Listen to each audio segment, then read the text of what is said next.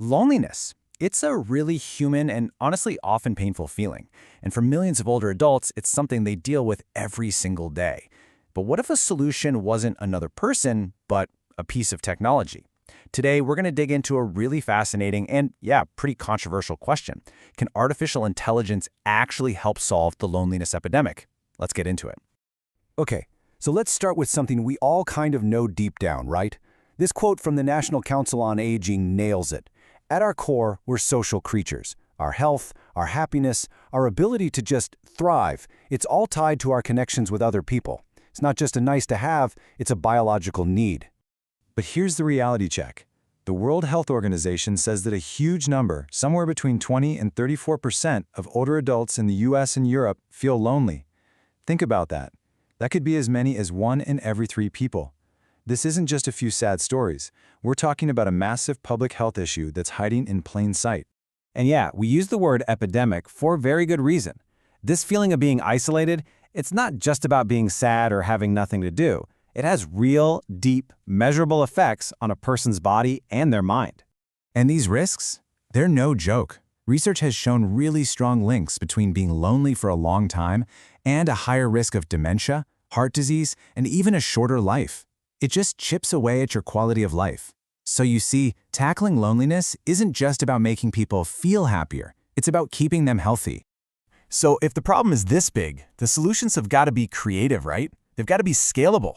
And this is where a surprising new player comes onto the field, artificial intelligence. And you know what? In a lot of ways, the stage is already set for this. First off, let's just bust a myth right now. The whole idea that older folks are afraid of tech, it's just not true anymore. AARP did a study that found huge numbers of older women are using smart tech every single day. I mean, 81% are using smart home devices and 69% are using home assistants.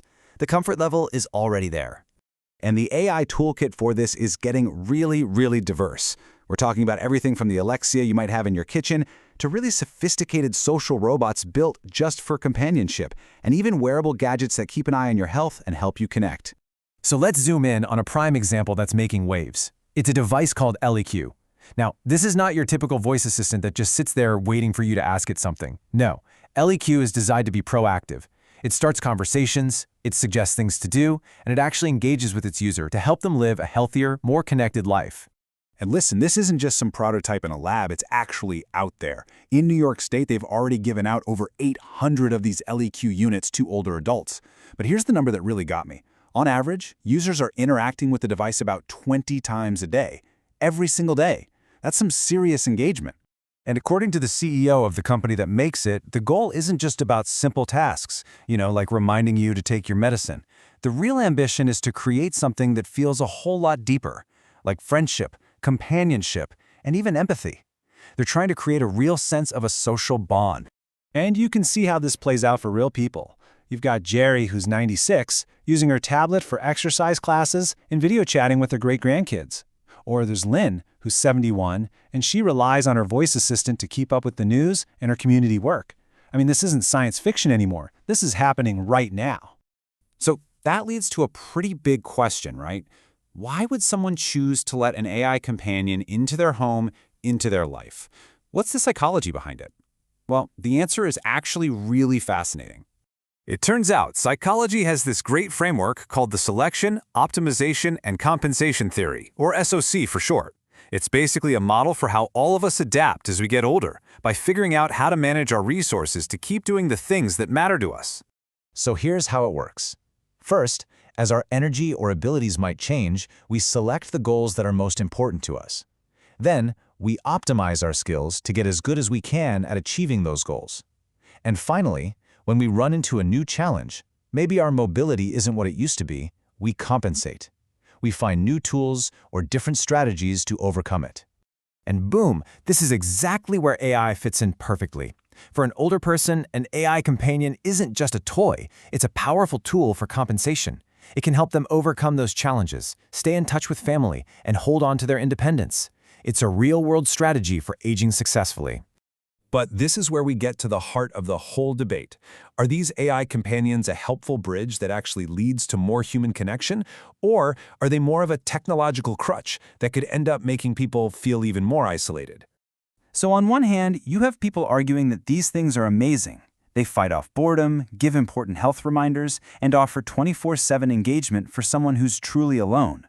But on the other side, critics are worried.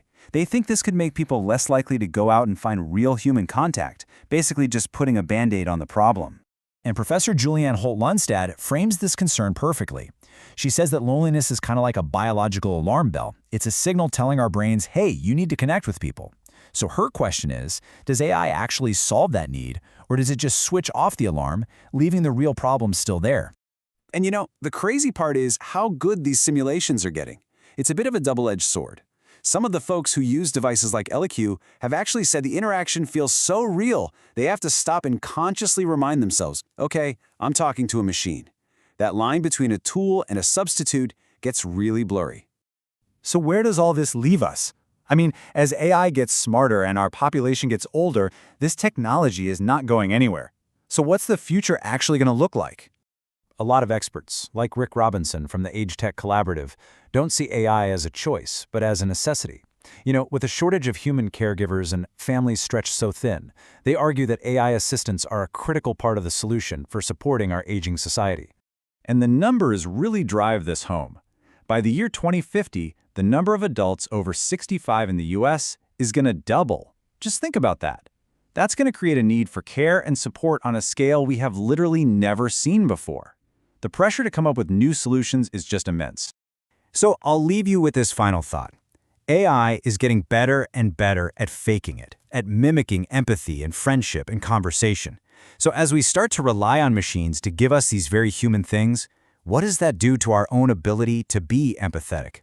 What does it do to the definition of what human connection even means? That's a question we're all going to have to answer together.